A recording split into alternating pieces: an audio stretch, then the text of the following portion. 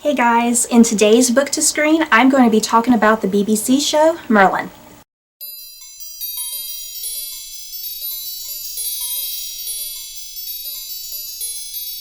Merlin is a fantasy adventure television show that is loosely based on Arthurian legend, and it aired on the BBC as well as the Sci-Fi Channel, and it starred Colin Morgan, Bradley James, Katie McGrath, Angel Colby, Richard Wilson, and Anthony Head.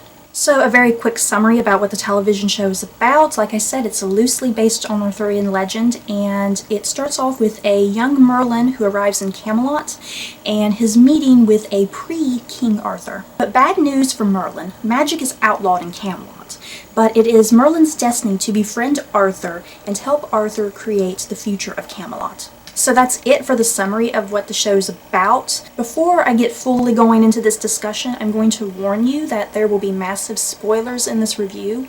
So if you've never seen the show, I suggest you just turn this off, because I'm going to be revealing a lot of character fates.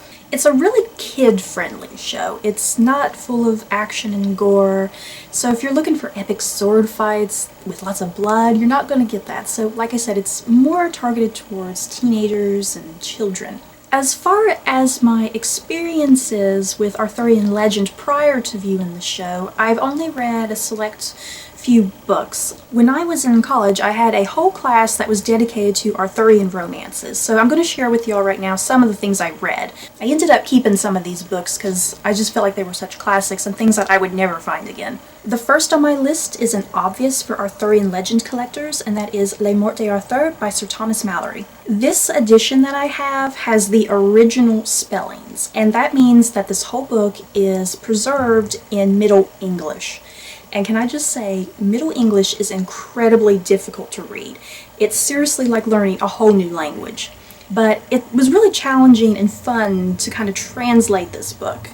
Next, I have the Arthurian Romances by Chrétien de Troyes. I didn't really read this entire book, we only had select readings, but what I did read from this one was The Knight of the Cart, which deals with Lancelot, and I believe I also read the story of the Grail with Percival.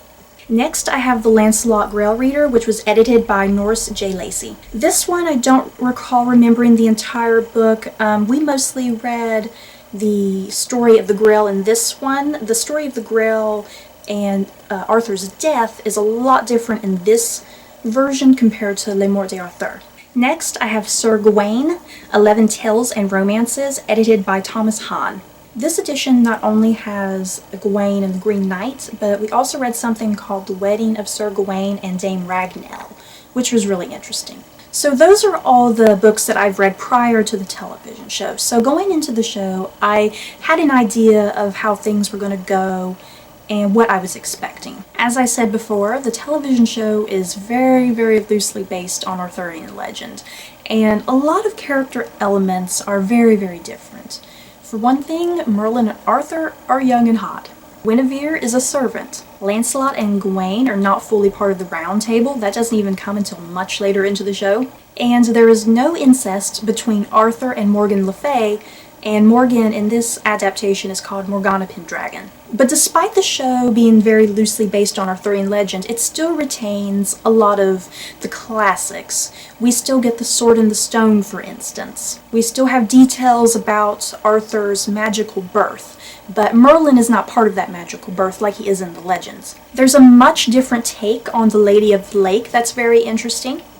We also still get the Battle of Camlan, and the love triangle is still present in the show between Arthur, Lancelot, and Gwyn, but it's done in a whole different type of twist, and it's not like a central focus like it is in the legends. Something I was upset that wasn't present from classic Arthurian legend was Sir Gawain and the Green Knight. But there's still elements of Sir Gawain and the Green Knight present if you know where to look. In Season 1, there's an episode called Excalibur, and this character called the Black Knight comes into the picture, and he basically kind of does the same thing that the Green Knight does. He takes his gauntlet and throws it to the ground, and then someone picks it up and says, "I'll challenge you." So that's kind of retained. And in a Season 2 episode called Sins of the Father, Arthur is challenged by to this castle, I believe, and when he gets to the castle, Morgause tells Arthur to put his head on the chopping block.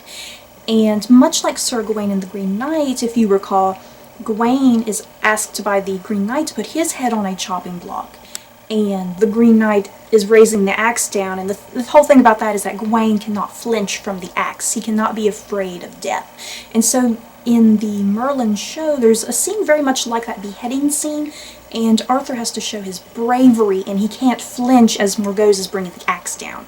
My favorite seasons of the show would have to be seasons 1 through 3, and then seasons 4 through 5 were kind of just a bit iffy for me. There were kind of just random episodes that I liked, and I felt like the show kind of shifted focus and it wasn't as coherent or making sense, and it just felt like the stories were just not that great. But yeah, I loved seasons 1 through 3. It had great comedy. It wasn't so dramatic and depressing as seasons 4 through 5 were. And I especially loved that build-up of the friendship between Merlin and Arthur, and how the romance between Arthur and Guinevere developed. And more than anything, I absolutely loved the character build-up of Morgana. And Morgana was seriously my favorite character, and she was kind of one of the reasons I watched the show. I loved how Morgana started off as this brave and vibrant character in seasons 1 and 2. And I liked how you got to see her frustrations with Uther and how she felt about the outlawing of magic, because she herself had magic. And of course, I knew from reading the legends that Morgana had to go evil at some point, and so those first couple seasons I was just eagerly anticipating Morgana going evil. That was just the one big highlight I desperately wanted to see, more than anything out of the legends. So when Morgana finally went evil, I was super excited about that. But I guess overall, I still didn't understand the treatment of Morgana. I think she was just someone the writers just totally misunderstood, and they could have done things better with her. She was just so angry and bitter. I got that. It was mostly towards Uther, and I got her anger and hate towards Uther, but I never fully understood why she hated Gwyn so much. I could understand her hate for Arthur, because Arthur was Uther's son, and Morgana wanted the crown, basically.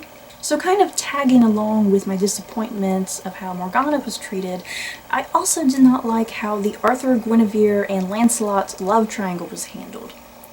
It was there, it was present, but it wasn't that strong.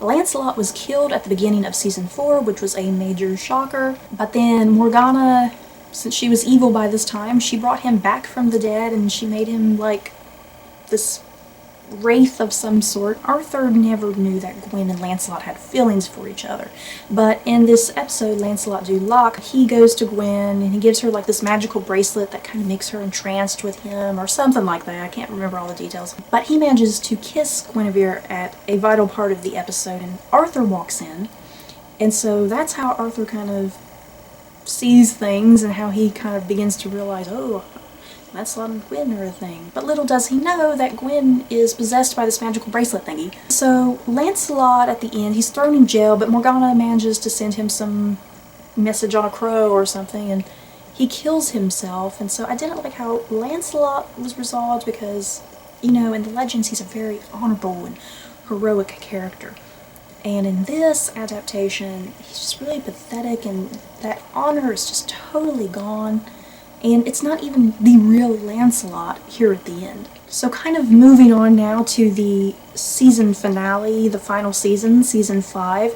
Season 5 was a very disappointing season for me. If you know the legends, you obviously know there's a big battle coming, lots of character deaths, and I really don't think the show did a good job of building that up and hyping it.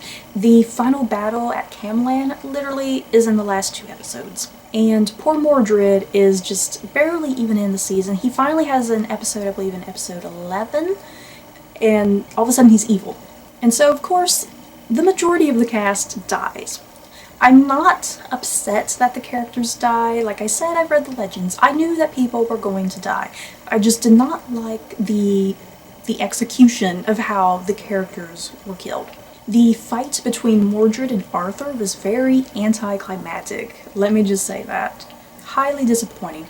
When I think of this epic battle between Arthur and Mordred, I'm thinking of Hector and Achilles from the Iliad.